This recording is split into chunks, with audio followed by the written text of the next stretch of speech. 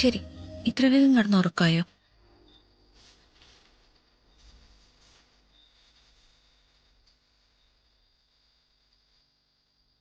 രാജു, രാജു, രാജു,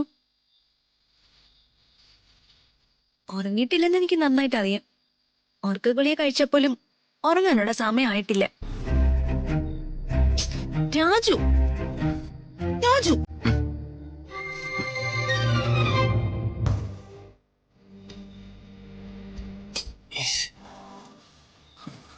എന്താ മാഡം, ഉറങ്ങാനും സമ്മതിക്കില്ലേ? ഞാൻ ആരുടെ ഉറക്കം തടസ്സപ്പെടുത്താറില്ല. പിന്നെന്തിനാ എന്നെ വിളിച്ച് എഴുന്നേപ്പിച്ച്? ഫുഡ് കഴിച്ചിട്ട് ഉറങ്ങിയാൽ മതി. എന്റെ വയറ് നിറഞ്ഞു, വിശപ്പ് നേരത്തെ കെട്ടു. ഇനി ഒന്ന് ഉറങ്ങിക്കോട്ടെ പ്ലീസ്. ഏയ് രാജു, കിടക്കല്ലേ? പിന്നെ എനിക്ക് കിടക്കണ്ടേ? ഭക്ഷണം കഴിച്ചിട്ട് കിടന്നാ മതി എന്ന് പറഞ്ഞില്ലേ? എനിക്ക് ഭക്ഷണം വേണ്ട മാഡം, എനിക്ക് ഇറങ്ങത്തില്ല. ഈ മാഡം വിളി പ്രശ്നമാണെങ്കിൽ അതങ്ങ് മറന്നേക്ക്. രാജു എന്നെ ഇനി മദാമ്മ എന്ന് വിളിച്ചാലും എനിക്ക് ഒരു വിരോധമില്ല. പക്ഷേ രാജു ആഹാരം കഴിക്കാതെ കിടക്കരുത്. ആ, ഞാൻ ആഹാരം കഴിച്ചില്ലെങ്കിൽ മാഡത്തിന് എന്താന്നാ ഞാൻ ചോദിക്കുന്നത്. ഓ അത് ശരി, നമ്മൾ തമ്മിൽ യാതൊരു ബന്ധവും ഇല്ലല്ലോ അല്ലെ? അങ്ങനെയാണല്ലോ രാജുവിന്റെ മനസ്സിൽ. ആരോ എന്നെ വന്നൊന്ന് കല്യാണം കഴിക്കാൻ പറഞ്ഞു. ഒരു കൊട്ടേഷൻ ഏറ്റെടുക്കുന്നത് പോലെ രാജു എന്നെ കല്യാണം കഴിച്ചു.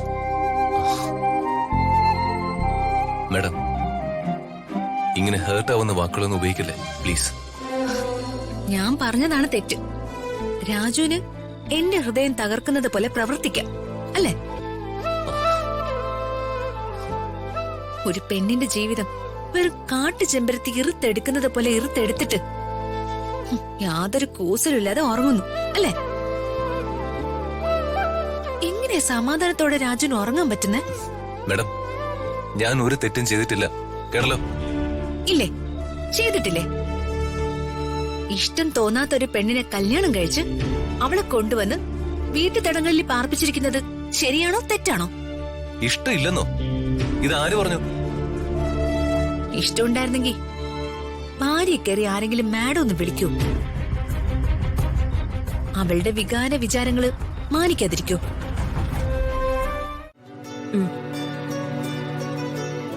ദൈവമേ, വഴക്കൊക്കെ മാറിയെന്നാ തോന്നുന്നേ. ദൈവത്തിന് നന്ദി.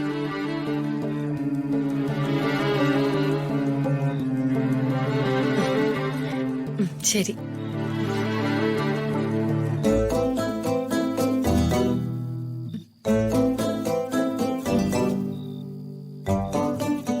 കഴിക്ക് രാജു, കഴിക്ക്.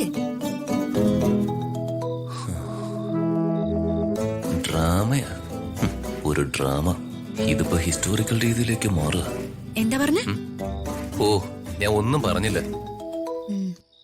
രാജു, ആരെങ്കിലും ഇങ്ങോട്ട് വരികയാണെങ്കിൽ ഒരു പ്രോബ്ലം ഇല്ലാത്ത പോലെ എന്തെങ്കിലുമൊക്കെ സംസാരിക്കണം, കേട്ടല്ലോ?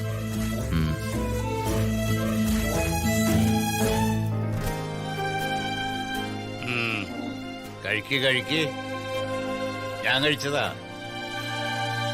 നീ പുതിയ ശീലങ്ങളൊക്കെ തുടങ്ങിന്ന് കേട്ടു. എന്താ ഒന്നും മിണ്ടാനില്ലേ? ഞാൻ ചോദിച്ചത് കേട്ടില്ലേ? അതോ കേട്ടിട്ട് മനഃപൂർവ്വം മിണ്ടാതെ എന്നെ അവഗണിക്കുന്നതാണോ? എങ്കിൽ ഞാൻ ചോദിച്ചതിന് മറുപടി പറ. നീ എന്തിനാ ആ പാറയ്ക്കൽ സുകുമാരന്റെ മകനെ അടിച്ചത്? ഓ, ആഹാരം കഴിച്ചോണ്ട് മറുപടി പറഞ്ഞാ മതി. എനിക്കൊരു തെറ്റുപറ്റി. ആഹാരം കഴിക്കുന്നതിനിടയില് കാര്യങ്ങൾ ചോദിക്കാൻ പാടില്ലായിരുന്നു. ക്ഷമ കിട്ടാത്തതുകൊണ്ട് ചോദിച്ചു പോയതാ. പറയ്, എന്തിനാ അവനെ തല്ല്? അത് അവരൊരു ആവശ്യമില്ലാതെ എന്നോട് വഴക്കിന് വരികയും പിന്നെ എന്നെ കളിയാക്കൊക്കെ ചെയ്തോണ്ട് ഞാൻ. ഒരുത്തൻ കളിയാക്കിയതിന്റെ പേരില് അടിയുണ്ടാക്കണം? അതൊക്കെ അവന്റെയൊക്കെ സ്വഭാവം എന്ന് കരുതി ക്ഷമിച്ചിങ്ങ് പോരണം. അവനാര് നീ ആര്? ആ ഒരു വിവേചന ബുദ്ധി നിനക്കില്ലാതെ പോയത് എന്തുകൊണ്ടാ? തെരുവി കിടന്ന് അടിയുണ്ടാക്കുന്നതാണോ നിന്റെ സംസ്കാരം? അങ്ങനെ ഒരു ശീലവും സ്വഭാവവും ഒന്നും ഇന്നുവരെ ഞാൻ നിന്നെ കണ്ടിട്ടില്ലല്ലോ.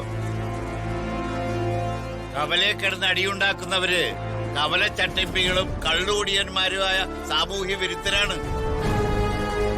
നീ എന്നുപോലെടാ ഒരു സാമൂഹ്യ വിരുദ്ധനായത്. അച്ഛാ അത് എടാ, നീ എന്റെ മകനാണ്. ഇത്തരം ദുഷിച്ച സ്വഭാവങ്ങളൊന്നും നിന്റെ അച്ഛനായ എനിക്കില്ല. അതുകൊണ്ട് തന്നെ എനിക്ക് ധൈര്യപൂർവ്വം നിന്നോട് ഇത് ചോദിക്കാനും പറ്റും. നീ എന്നെ വിട്ടേക്കടാ. നീ ആരുടെ മരുമകനാണെന്ന കാര്യം നീ മറന്നുപോയോ? അയ്യോ, അവന്റെ എനിക്ക് ഗുഡ് നൈറ്റ് അയച്ചിരിക്കുന്നു. രാജു എന്തൊന്നും മിണ്ടാത്തെ? ഞാൻ എന്ത് മിണ്ടാനാ? ഇത് കേട്ടിട്ടും രാജുവിനൊരു ഫീലിങ്സും ഇല്ലേ? എനിക്കെന്തിനാ ഫീലിങ്സ്? ഇവൻ എന്നെ കല്യാണം കഴിക്കണമെന്നും പറഞ്ഞ് ശല്യപ്പെടുത്തിയവനാ. ഇവന് ഇനി ആ മോഹം വല്ലതും ഉണ്ടോ എന്തോ. അല്ല, രാത്രി കാലങ്ങളില് ഇങ്ങനെ പെൺകുട്ടികൾക്ക് ഗുഡ് നൈറ്റ് മെസ്സേജ് അയക്കുന്നത് തെറ്റല്ലേ രാജു? അത് ചിലപ്പോ അവന്റെ രോഗമായിരിക്കാം. അത് എന്നോട് ചോദിച്ചിട്ട് എന്താ കാര്യം? അത് ഇഷ്ടപ്പെട്ടില്ലെങ്കിൽ അവനങ്ങ് ബ്ലോക്ക് ചെയ്തേക്ക്. തീർന്നില്ലേ പ്രശ്നം?